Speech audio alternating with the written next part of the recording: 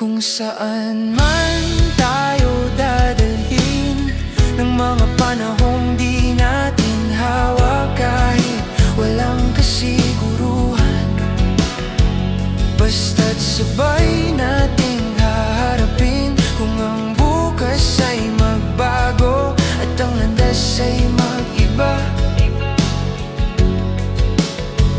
kung saan man tayo dadalhin, sabay pa rin akong lalakad.